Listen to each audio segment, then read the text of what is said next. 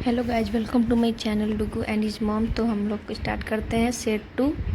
हम लोगों ने टारगेट बनाया था कि सिविल कोड कलर का मेंस का जो 2025 वाला होने वाला है मेंस का एग्ज़ाम, तो 10 दिनों में 25 सेट कंप्लीट करेंगे। तो आज हम लोगों ने देखा था कि सेट 1 कंप्लीट किए थे। अगर आप लोग भी किए हैं तो नेक्स्ट चलिए हम लोग करते हैं सेट 2।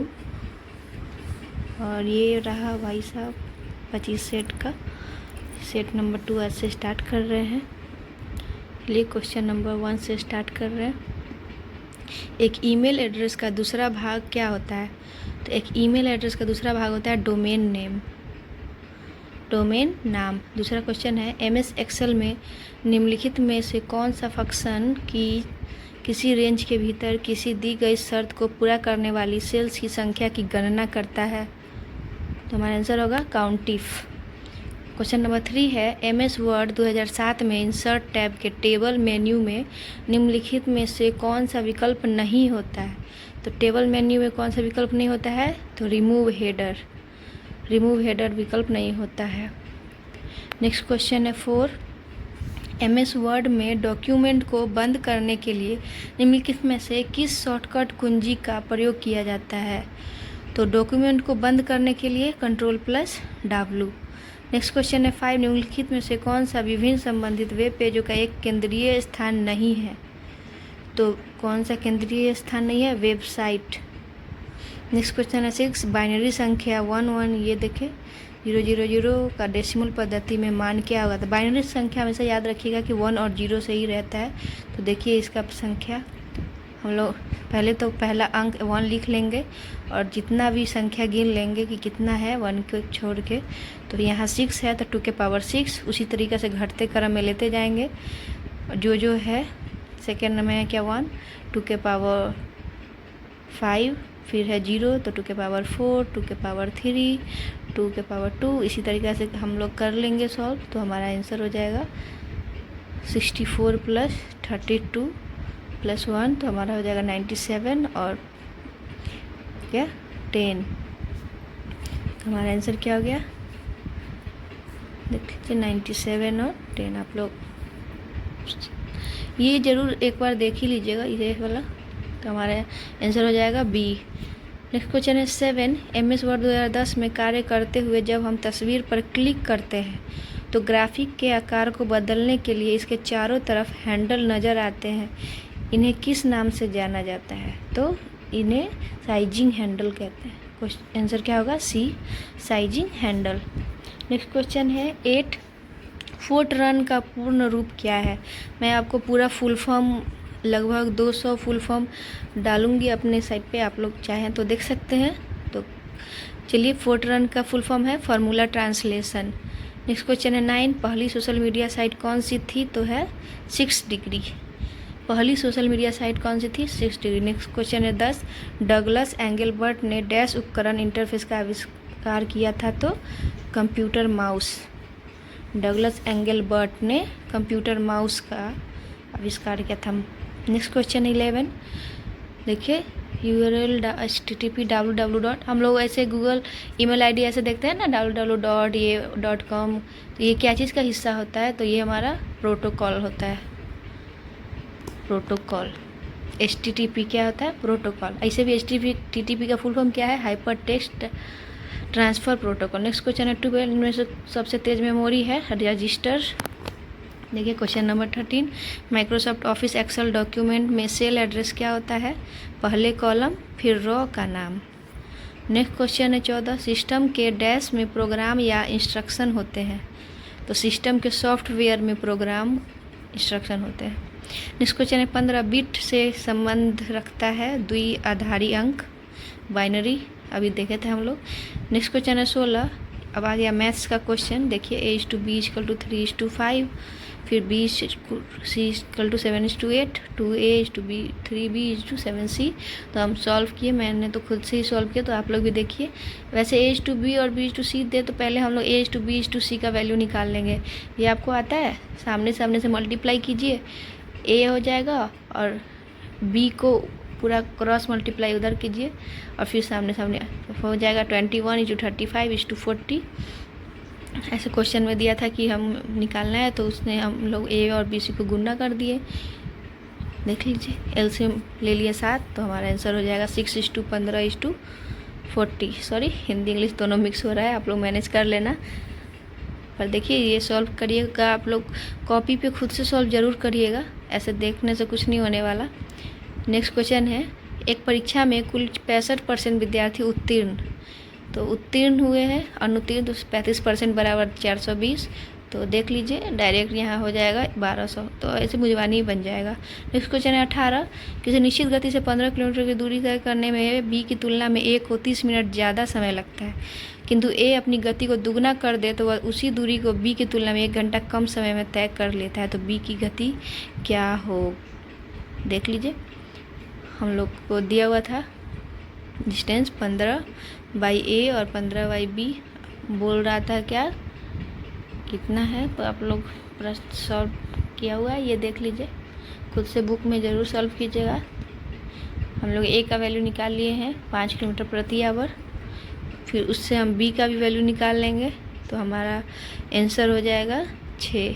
आंसर क्या हो जाएगा, बी।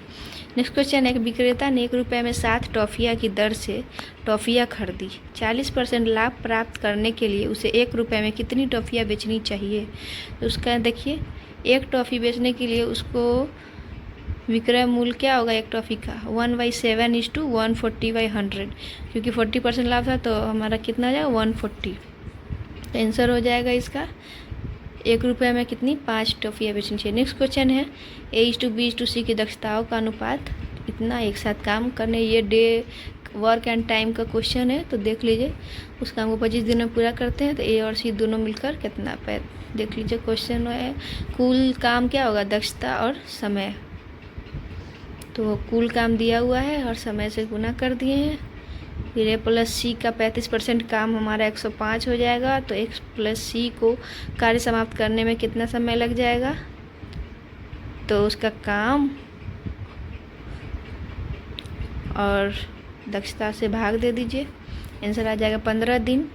तो हमारा क्वेश्चन 20 का आंसर क्या हो जाएगा, बी।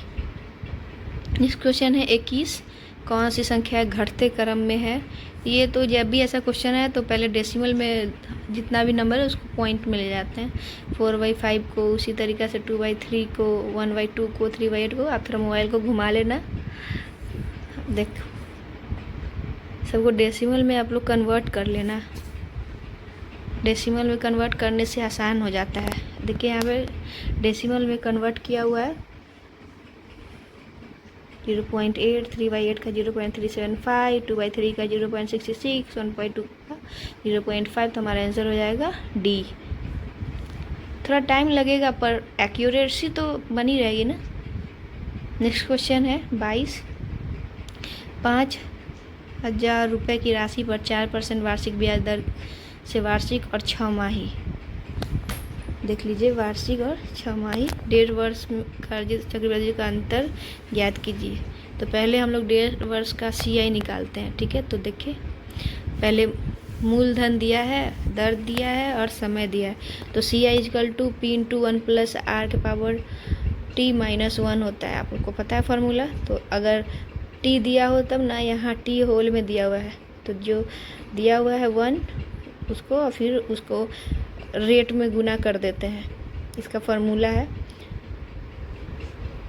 तो 5,000, 4 25 गया, 25 26/25 पावर 1 है, तो देख लीजिए आंसर आ जाएगा हमारा 4 × 76 = ₹304।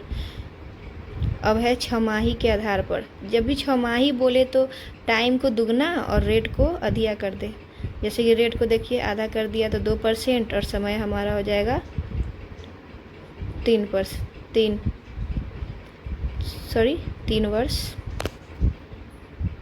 2 से 2 कट गया, रेट और टाइम लिख दिए हैं। अब CI निकालेंगे 6 माही वाला, देख लीजिए, P और 1 + R के पावर T - 1 मैंने अभी बताया फार्मूला, उसे सॉल्व कर लेंगे तो हमारा आंसर आ जाएगा 306.04। तो पूछ रहा है कि उस दोनों के बीच में अंतर क्या है, तो 306.04 - 304, तो हमारा आंसर हो जाएगा 2.04। क्वेश्चन आंसर है बी। नेक्स्ट क्वेश्चन है 23,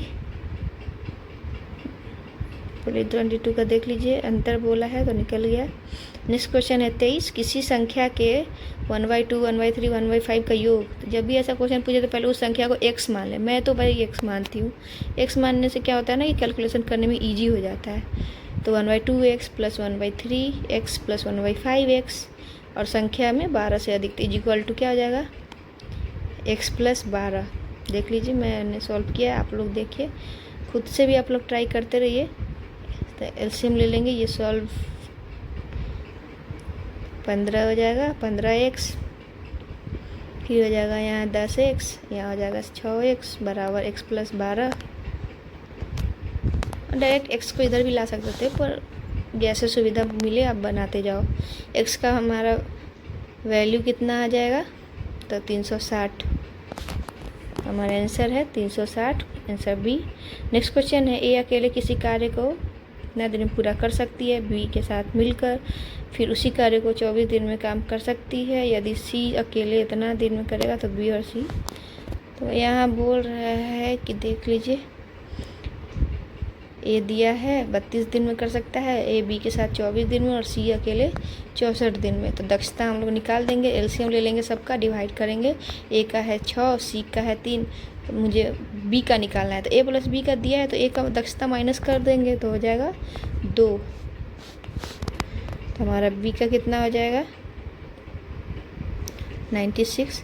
बी उस काम को कितना दिन में पूरा कर सकता है, तो 96 डे में पूरा कर सकता है।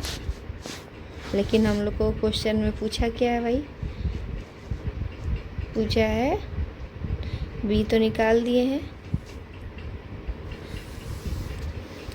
कैलकुलेशन आप लोग देखते रहिए।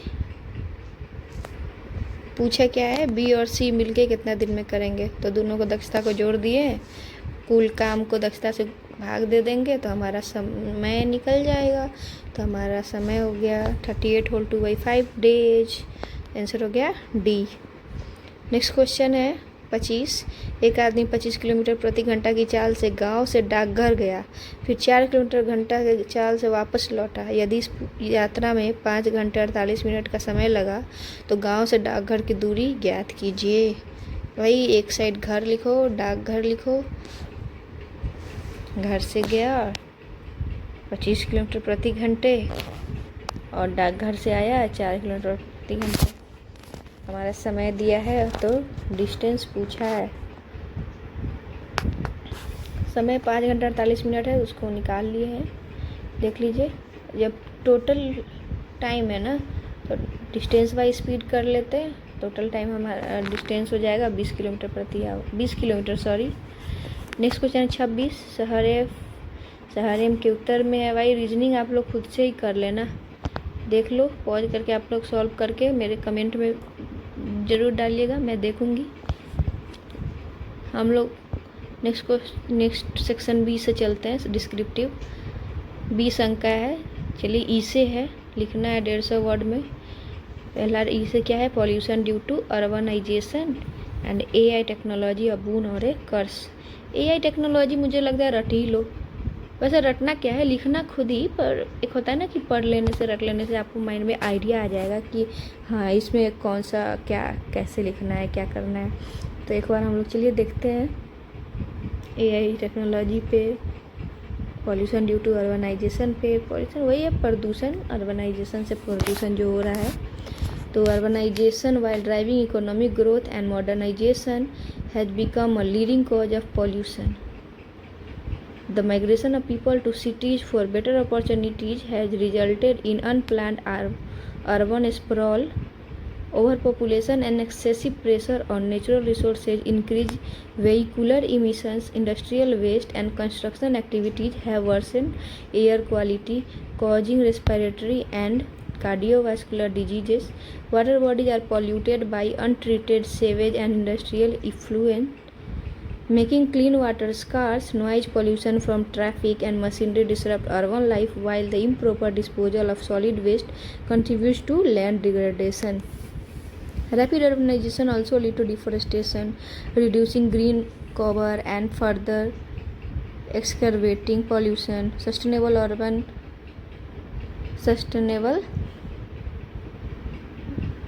urban planning is the need of the hour, emphasizing eco-friendly infrastructure, better waste management and renewable energy. Promoting public transport and green spaces can mitigate pollution's impact, ensuring that urbanization align with environmental preservation for future generation. Urbanisation ज़रूरी है पर उसके साथ pollution free भी। अब जैसे कि हमें बगल में जाना है तो ऐसा नहीं कि सब अपना कार ही लेके चलो भाई, इससे तो और पॉल्यूशन हो जाता है। अर्बनाइजेशन एक बेटर लाइफ अपॉर्चुनिटीज़ के लिए भी बेस्ट है, पर उससे पॉल्यूशन भी हो रहा है बहुत सारा, देख रहे हैं आप। उसी के बारे में लिख देना है।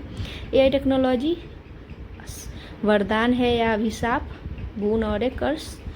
तो अभी तो चैट जीपीटी, गिबली पोर्ट्रेट मज़ा आ रहा है, पर वह सब का वरदान को श्राप में भी बदल सकता है अगर जब उसका एआई का अच्छे से यूज ना किया जाए। देख रहे हैं AI technology has revolutionised the modern world, offering unparalleled advancement and challenges as a boon. AI enhance efficiency across various sectors from health care to education. देख लीजिए एआई के बारे में, आपको पॉज करके एक बार देख लेना बढ़िया से। लास्ट में अच्छा चिपका दो भाई। AI is neither entirely a boon or a curse.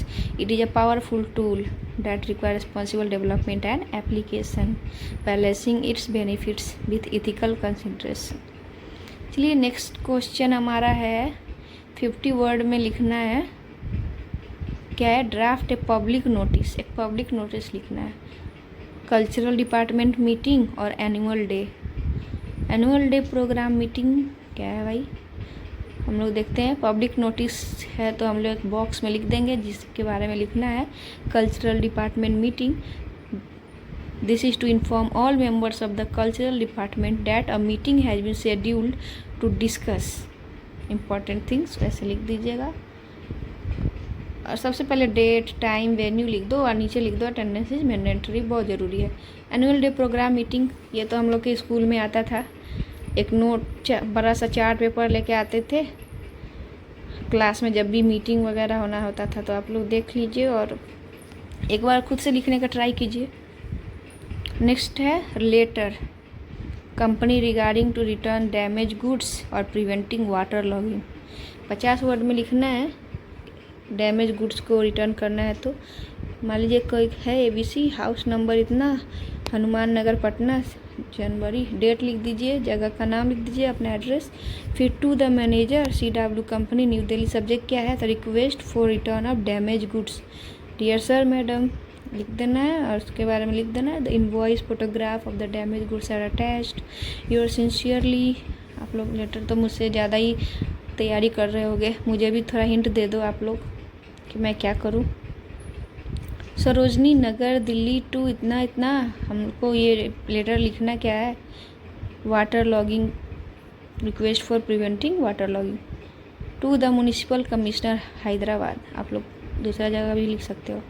Dear sir madam, I am writing to bring to you notice the issue of water logging in area. आप नाम लिख दो अपने एरिया का या कहीं का, स्पेशली ड्यूरिंग रेंस। तो आप लोग देखो, बिकम अ ब्रीडिंग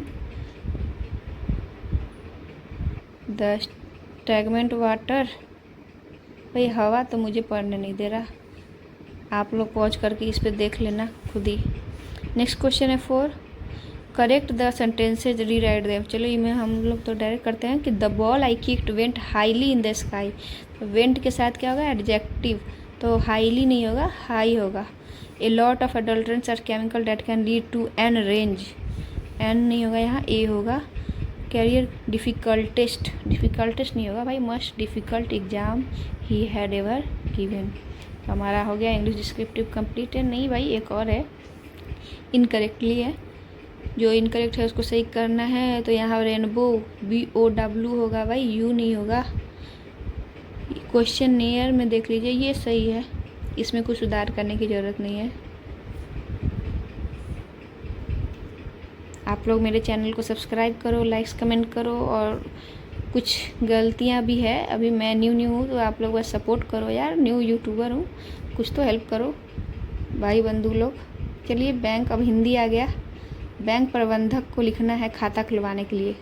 भाई मेरा तो अभी तक खाता नहीं खुला, आप ही लोग खुलवा दो। चलिए इसमें हम लोग लिखते हैं पत्र,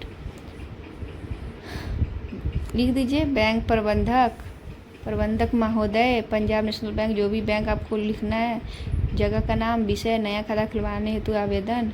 महोदय आप अपना नाम लिख दो, शाखा में बचत खाता खुलवाना चाहती हूँ, ये सब लिखो और बस रिक्वेस्ट कर दो। नेक्स्ट है हमारा शीर्षक पर निबंध लिखना है, धर्म जीने का अधिकार। मैंने तो बस इस पर लिखा था। मेरा क्या है ना कि आंसर जब हो तो सामने खुद से लिखने में भरोसा नहीं होता है, मन करता है कि एक बार देख लूँ। तो आप लोग खुद से भी लिखो ज़रूर, अगर कोई है तो आप उससे चेक कराओ। ऐसा नहीं कि लिखते गए गलत सलत जो भी है, बस पता कैसे चलेगा कि मैं गलत लिख रहा हूँ या सही। तो मैं तो एक बार ये सब पे लाइन पे देख लेती हूँ, आप लोग भी देखिए। धर्म के बारे में, विभिन्न धर्मों के अलग अलग सिद्धांत होते हैं, मान्यताएं तो हो सकती है, लेकिन सभी धर्मों का क्या होता है, एक ही है बात कि हमारे जीवन को आधार देता है, कि सही दिशा दिखाता है धर्म। और है हमारा नेक्स्ट है समान नागरिक संहिता की आवश्यकता क्या है।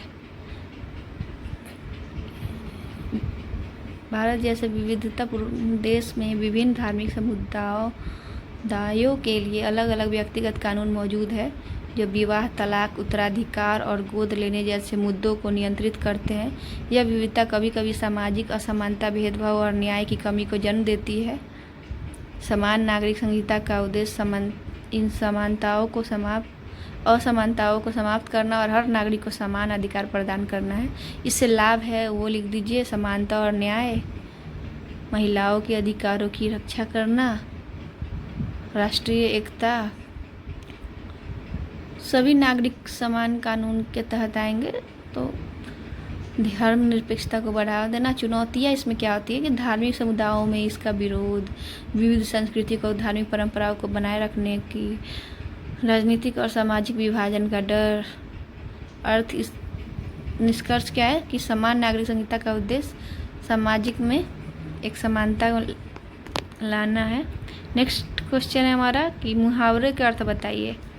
चलिए भाई, मुहावरे में मुझे बहुत मज़ा आता है पढ़ने में, आए या ना आए बस पढ़ो, मज़ा आ जाता है। अकल के घौरे दौड़ाना, उसका क्या मतलब हो जाएगा,